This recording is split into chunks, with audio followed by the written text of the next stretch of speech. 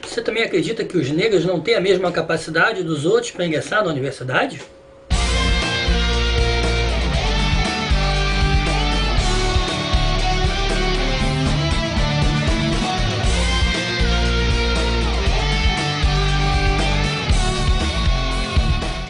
Gente, eu vou falar de cotas, é óbvio. Eu tô para fazer isso há um tempo e agora a votação unânime do STF, que eu sempre elogiei, agora eu não vou mais elogiar, pelo menos por esse ponto, que liberou o uso de cotas, né? A primeira universidade a fazer isso foi a UNB, Universidade de Brasília, e por isso mesmo essa votação para esse caso, da questionamento das cotas, automaticamente valia para todas as universidades. O problema é que quando a gente institui cotas, a gente automaticamente diz que os negros não têm a capacidade necessária para ingressar na universidade.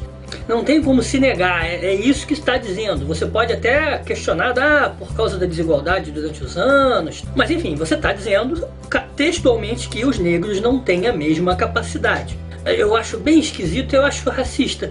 Uma outra coisa que você está dizendo quando institui as cotas para os negros é não só que eles são inferiores, mas uma coisa tão torpe quanto, que é que os brancos não têm os mesmos direitos e não têm condições iguais para ingressar na faculdade. Isso é tão terrível quanto a primeira afirmação. Isso faz com que, obviamente, vocês já perceberam, eu seja totalmente contra qualquer tipo de cota. A lei original de um deputado, se eu não me engano, do PT do Rio Grande do Sul, esqueci o nome dele, é de 2006, de novo me corrijam aí se eu estiver errado, inclusive previa, além das cotas em universidades, também cotas no serviço público. Agora os concurseiros dão pulo, né? Porque realmente começa a ficar complicado. Cada vez mais o governo, através desses arremedos de lei que não fazem o que deviam fazer, começam a querer ajustar as coisas aí de uma forma totalmente equivocada. Eu sei que pra mim é complicado, porque teoricamente eu sou branco, falar sobre esse assunto, ficar parecendo que eu sou racista.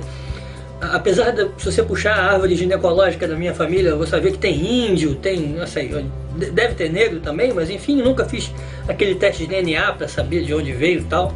Mas enfim, visivelmente eu sou branco. Mas não é porque eu sou branco que estou dizendo isso. O acadêmico negro, Dr. Thomas Sowell, que se formou em Harvard, tem mestrado, doutorado, e o cara é fera, negro, é uma das figuras que é radicalmente contra o sistema de cotas. Recomendo a leitura do livro dele, né, que é Ação Afirmativa, uma visão empírica através do mundo, alguma coisa assim. Nesse livro ele verifica como foram ruins as experiências de ação afirmativa pelo mundo todo, né? Índia, Sri Lanka, ele cita o Brasil, os próprios Estados Unidos, país onde ele é nativo, e uma das coisas que ele aponta, uma coisa que eu sempre falei também, eu já falei em outro vídeo meu sobre alguma outra questão, que é, uma vez que as pessoas conseguem esse benefício, elas não soltam mais. Então aquela perspectiva de que se diz que não, isso é só durante um tempinho, depois a gente... Não, quem é o político que daqui a, sei lá, 25, 50 anos estipula uma época aí, o político vai chegar, não podemos tirar esse benefício aqui. Uma vez adquirido, esse tipo de benefício não sai mais. Então esse é um dos motivos o porquê a gente não deve aprovar de forma alguma qualquer sistema de cotas. Ele cita também um dos primeiros, talvez o primeiro país do mundo a ter esse tipo de ação afirmativa, que foi na Índia, onde os Dalits, né, você viu a novela, né, desgraçado, você lembra? Que era aquele povo que está abaixo das castas na Índia, não é sequer considerado uma casta, são o que eles chamam de intocáveis. Eles são o lixo da sociedade. Começaram a receber cotas, alguma espécie de ajuda, porque o governo colonial britânico percebeu que eles precisavam de algum hands-out, né? Só que isso deu uma merda do cacete. Porque, primeiro, raros dos Dalits tinham a condição para poder usufruir das vantagens, que seriam uma coisa bem parecida, inclusive, com a questão dos negros, né?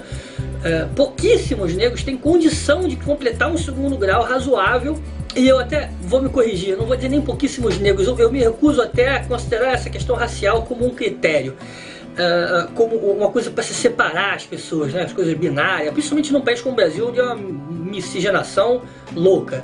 Mas como eu estava dizendo, pouquíssimos tinham condições de ingressar na faculdade, então até mesmo essa vantagem era uma vantagem efêmera, que só beneficiou uma pequena porcentagem daquela população. O que nos lembra muito o que acontece no Brasil. Pouquíssimos dos negros têm sequer a educação básica. Então você não está beneficiando a população negra. E mesmo que estivesse beneficiando, você está beneficiando uma parte que não precisa de tanta ajuda, que é quem já chegou num determinado nível. Em vez de, como a gente já está cansado de falar, cuidar da educação básica.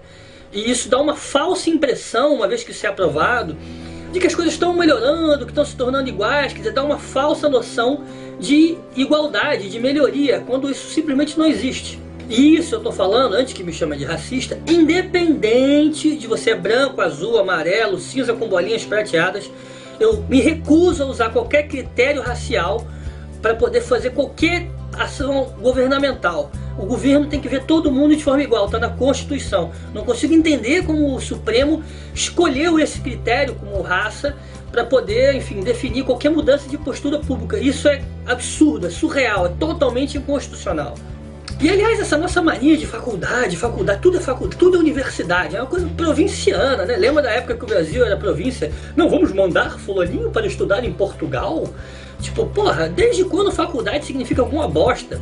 E tá cheio de advogado dirigindo táxi. Outro dia eu peguei com um antropólogo, começou a falar comigo sobre a cultura brasileira, do como é que o samba se criou, porque eu falei que gostava de samba, e ele falou, não, porque as cordas vêm da Europa, os tambores vêm da África, e o reco-reco e o chocalho vêm dos índios. Meu irmão, eu no táxi tomando uma aula de antropologia, eu fiquei assim, o cara de babaca, o cara era inteligente pra cacete. Dirigir táxi, quer dizer, o que tem de advogado então ganhando merreca, porque os cursos de direito estão prostitutos no Brasil. Então isso é uma ideia totalmente provinciana e ridícula de que faculdade quer dizer alguma bosta. Eu dei uma entrevista para a MTV há uns 10 anos atrás, justamente dizendo que não ia fazer faculdade assim que terminasse o meu nível médio, na época segundo grau, porque é uma grande bosta a faculdade. Acabei depois mudando de ideia, mas enfim, é um lugar para se criar pessoas que pensam a sociedade, né, de uma forma geral. Ou para funções específicas, como médico, advogado, tal, que você precisa de um nível de educação superior, né? Tanto é que a gente chama de ensino superior. A gente precisa de técnicos bem formados. Quem diz isso não sou eu, é Anísio Teixeira. Pesquisem aí quem é o educador, Anísio Teixeira, saudoso, cara fantástico, que tinha essa noção. A gente precisa de ensino técnico de qualidade. Então essa noção de achar que tudo é faculdade é ridícula. Mas enfim, minha discussão sobre faculdades federais, públicas, isso é um assunto para um outro vídeo sobre o papel da faculdade, da universidade na sociedade. E aí entra uma outra questão que é também fantástica, né? Quer dizer, como vamos definir quem é negro? Como é que vai fazer? Vai fazer teste de DNA? Custa uma fortuna.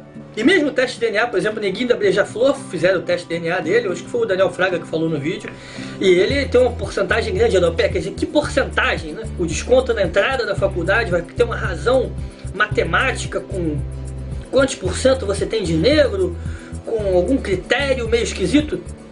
Mas e outros critérios, né? Quer dizer, e se eu fui criado num orfanato, pô, será que eu não tenho também dificuldade de entrar na faculdade? Será que eu também não tinha que ter algum benefício? Ou se eu sou deficiente físico, ou com algum outro problema? Ou se eu sou refugiado? Ou se eu, quer dizer, uma série de critérios que se a gente for tentar consertar, a gente vai ter que inventar não mais uma prova de vestibular, mas um modelo matemático, uma conta. Não, você ganha aqui mais 0,5%, mas aqui você é transexual, você sofre preconceito pra cacete, sofre mesmo, então aqui você tem mais 20%, e aqui você... Uma coisa de maluco. Quer dizer, se a gente for tentar corrigir esse tipo de coisa com esse tipo de base, fica completamente sem noção para poder corrigir coisas que as pessoas sofreram, sejam por gerações atrás, sejam na própria vida, que seria até faz mais sentido você corrigir uma coisa feita agora do que há anos atrás, gerações passadas, né? Mas de qualquer maneira, nenhuma delas pode se corrigir, e um dos problemas é esse que eu estou falando. Não tem como você fazer uma forma de aspas, corrigir. E por que corrigir em faculdade, sabe? É uma coisa meio louca, tanto lugar para você corrigir diferenças sociais, e como disse o Constantino também, a criação de um tribunal racial, para a gente poder definir quem é branco, quem é preto, quem é azul, quem é amarelo. Tem um caso clássico, se eu não me engano, da própria UNB, de dois irmãos gêmeos, que um passou e o outro não, no sistema de cotas, porque era baseado em foto. Foto? Ah, vai, puta que me pariu, foto, vou praia... Porra, botar um colágeno aqui e vou virar negão. Porra, pelo amor de Deus. E uma outra coisa também absolutamente estúpida, que é feita uma entrevista para a pessoa saber se ela é realmente negra. E se na entrevista você diz que nunca se sentiu vítima de preconceito, Você tem que dizer na entrevista que foi vítima de preconceito racial, senão você tem problemas sérios no ingresso.